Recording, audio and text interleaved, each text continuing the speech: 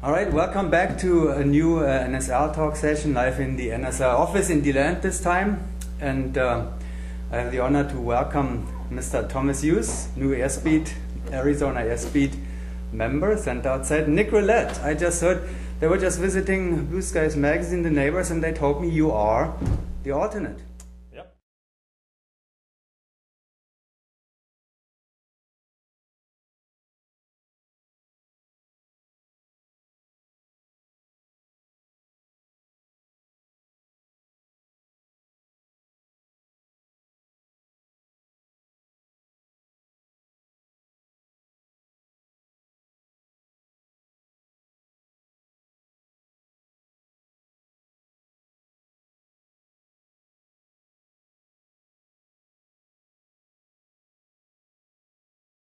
That's correct. Is that right? Yes.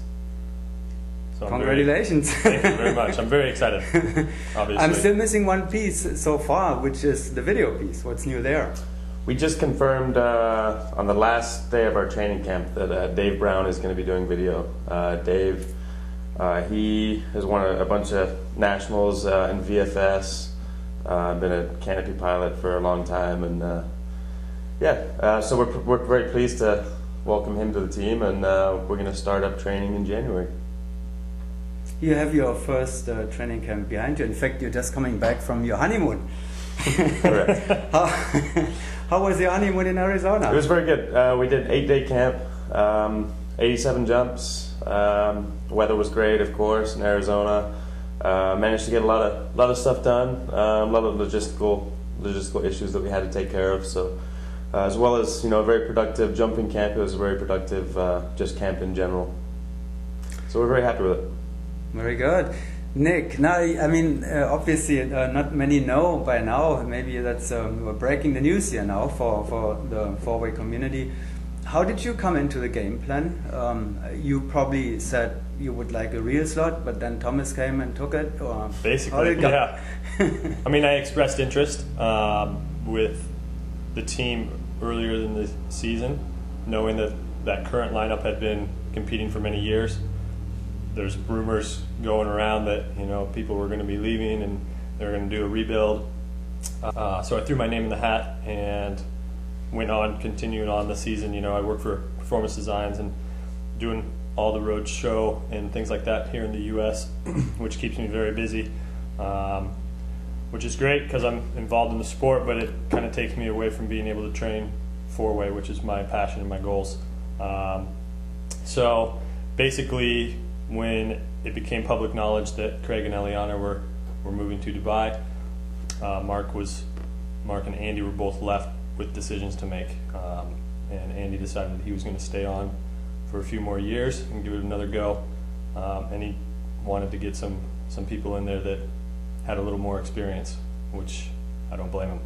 So we got a great lineup now, and as it kind of morphed, I guess, through the days and everything else, with Josh Hall leaving Paris Fury, that left a slot open for them, and they were looking, which they ended up taking Todd Hawkins, who was the acting alternate for Arizona Airspeed, and that's kind of how I got put into the slot. So it works out great. I'm going to be able to work with the team. Oh, I see. Okay. Yep. And there was no tryout, anything. They picked the lineup pretty much. I mean, the active lineup, handpicking that without any tryouts and stuff. I guess some jump, yeah. But that may have been different with a alternate. I don't know. Did they jump with you or? Not in slot or anything like that. I had done a few things throughout the summer with the team, and trying to sort out personalities and things like that. And obviously, I have the drive and the motivation, so I can be brought up to speed with the guys that are on the team. And the time when you're not active, you come back to Taiwan for a few meets. Yeah. There we go. Thomas, center outside, Craig Girard, big shoes to fill. Very big. A few world titles in 4-way, 8-way, gold medals for Craig and Thomas without any so far. Is that correct still? Or? Correct. I'm still waiting on the World Championships. So Yeah, a lot of. Do you feel pressured, kind of, in that slot? Yeah, absolutely. I mean, Craig brought a lot of things to the team. Not only his skill and motivation, but his, for lack of better words, his Craig Girardism. You know, his yeah. I mean, he's just Craig Girard. It's definitely a big slot to fill. But yeah, I'm looking forward to it. I'm looking forward to a good challenge. Peace partner Josh Hall. You have jumped with Niklas already in fast tracks. You have jumped with Mark and with Blade in 2004. So Josh is the first one. I mean, the only one that you have not jumped with yet. Correct. And he's your peace partner. Yep. How did it go? It was good. Our first camp. I mean, all four of us on the team have a very easy and open communication. Everything is just very direct and to the point. It's nice. Nobody is bringing ego into the team. I mean, even Mark as one of the most winning competitors in the sport. Cool. He's everyone's coming in with a completely level playing field. There's no I've done this and I've done that, which is really nice. Yeah, flying with Josh is very easy. He's a very light flyer. We have very similar styles, so the transition to flying with him as a peace partner is very easy indeed. He's a California boy.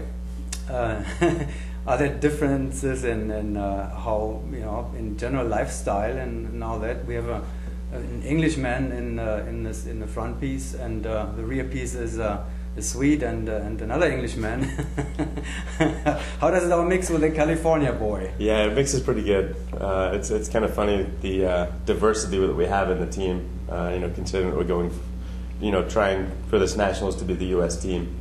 It's kind of interesting that there's really only one American, and especially if you consider Dave's a Canadian as well. Oh, is he? Yeah. It's pretty entertaining.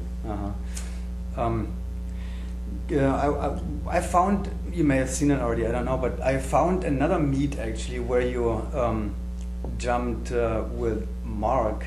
Or let's go back even a little bit further back, because there was a time in fast trucks it was first Mark flying the center inside and brought up the team to a higher level, and then when Mark left, went back to Airspeed, and fast tracks had you in the lineup. There was kind of like teasing and the rivalry, who is Mark, and here Thomas is back, and you got a lot further actually there. So how is that all resolved?